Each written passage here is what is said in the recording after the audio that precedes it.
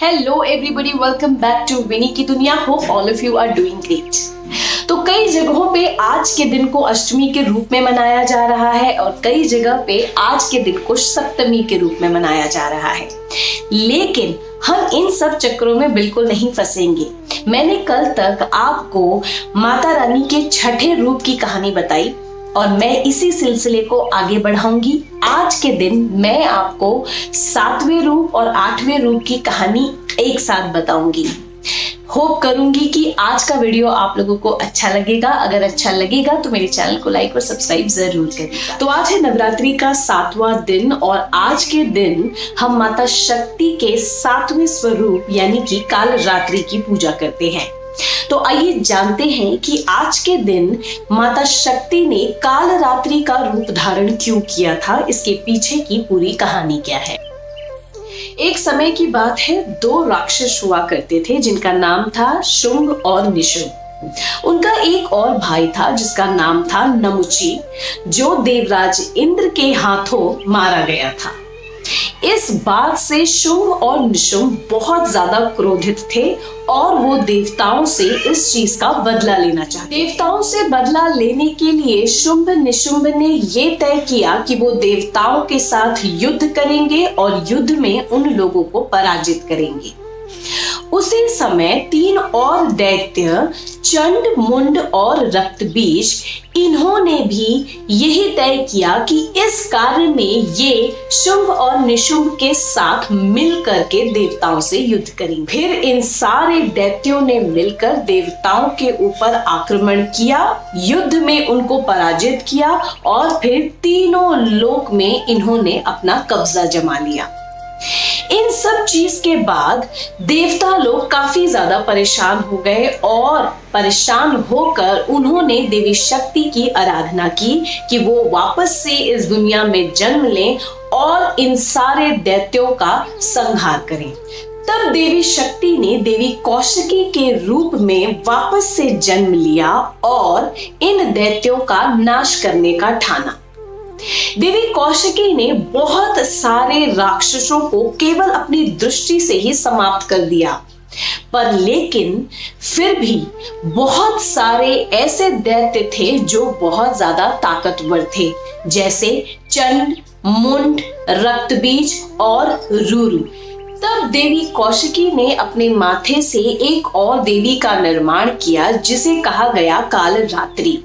कालरात्रि मतलब समय का अंत, मतलब इस काल के समय का अंत। ये देवी जो पैदा हुई, इन देवी का रंग काले रंग का था।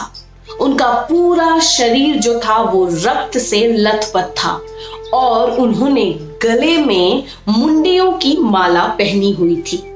देवी कालरात्रि ने देवी कौशिकी के साथ मिलकर बहुत सारे दैत्यों को मार गिराया। ये देखकर दैत्य रूरू ने देवी कालरात्रि के ऊपर अटैक किया, जिसे उन्होंने पल में धाराशाही कर दिया। फिर उसके बाद वो पीछा करने चल पड़ी चंड और मुंड का, जो कि उस समय युद्ध क्षेत्र से भाग गए थे। लेकिन कालरात्रि ने हार नहीं मानी, वो उनको ढूंढ कर बाहर निकाली और उनका वध कर दिया। देवी कालरात्रि ने चंड मुंड के सर को काटकर अपने सर पर सुसज्जित कर लिया। देवी कालरात्रि के इस रूप को चामुंडा कहा जाता है। उसके बाद कालरात्रि ने बहुत सारे दैत्यों का नरसंहार किया। जहां एक तरफ कालरात्रि बाकी सारे राक्षसों को मार रही थी, वहीं दूसरी तरफ देवी कौशिकी ने पीछा किया रक्तबीज का। देवी कौशिकी ने रक्तबीज को बहुत बार आक्रमण किया, लेकिन रक्तबीज बहुत ही पावरफुल दैत्य था और उसके पास एक मैजिकल पावर था कि जितनी बार उस पे प्रहार किया जाएगा, उसके शरीर से अगर रक्त का एक बीज भी जमीन पर गिरेगा तो वो फिर एक नया रक्त बीज बनकर पैदा हो जाएगा। इस मैजिकल पावर की वजह से देवी कौशिकी बहुत ज्यादा परेशान हो गई।